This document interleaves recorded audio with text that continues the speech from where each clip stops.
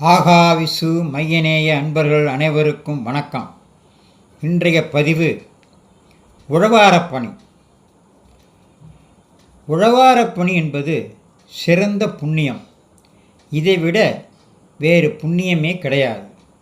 உழவாரப்பணி செய்வதே சிவனருள் பெற்றவர் திருநாவுக்கரசர். பழங்காலத்தில் கோயிலில் கிடைத்த நைவேத்தியம் சிறு வருமானத்தை பெற்றுக்கொண்ட சிலர் தெய்வ தொண்டாக கோயிலையெல்லாம் தூய்மைப்படுத்தினார்கள். இதற்காக சில கோயில்களில் மானிய நிலம் கூட இருந்தது. நம்மை வாழ வைக்கும் தெய்வத்தின் இருப்பிடத்தை உழவாரப்பணி செய்து பாதுகாத்தால் நம் சந்ததிகள் நலமோடு வாழ்வார்கள். கோயிலில் புதர் மண்டி போகாமல் சுத்தப்படுத்துவதுதான் உழவாரப்பணி என்பதாகும். இதை செய்ய தோசைக்கரண்டியின் வடிவில் பெரிதாக உள்ள கருவிக்கு உழவாரப்படை என்று பெயர். இதை கையில் ஏந்தியபடி இருப்பவர் திருநாவுக்கரசர்.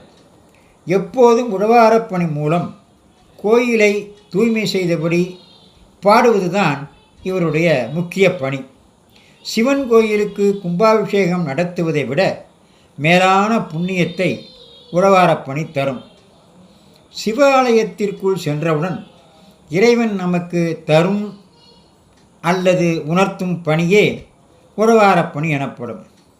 அதாவது தங்கள் வீட்டு துன்பங்கள் நீங்காமல் இருப்பதற்கு பக்தர்கள் கோயிலில் போடும் குப்பைகளை எடுத்து குப்பை கூடையில் போட வேண்டும்.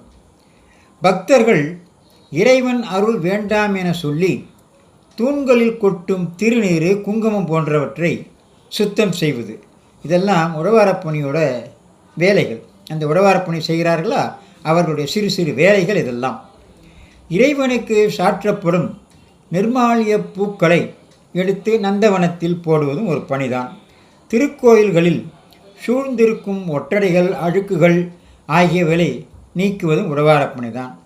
சுவாமியின் ஆடைகளை துவைப்பது, அழுக்கு படிந்த விளக்குகளை தேய்த்து சுத்தமாக்கி தூய்மையாக்குவது, நந்தவனத்தை தூய்மைப்படுத்துவது, தேங்கியிருக்கும் தண்ணீரை சுத்தப்படுத்துவது, கோபுரங்களில் முளைத்திருக்கும் செடி கொடிகளை அகற்றுவது, இதெல்லாம் உழவாரப்பணி செய்வர்களின் வேலை.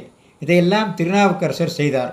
இன்னும் சில விவரங்களை நாளை பகுதி 2 பார்க்கலாம். இதையெல்லாம் லைக் செய்யுங்கள்.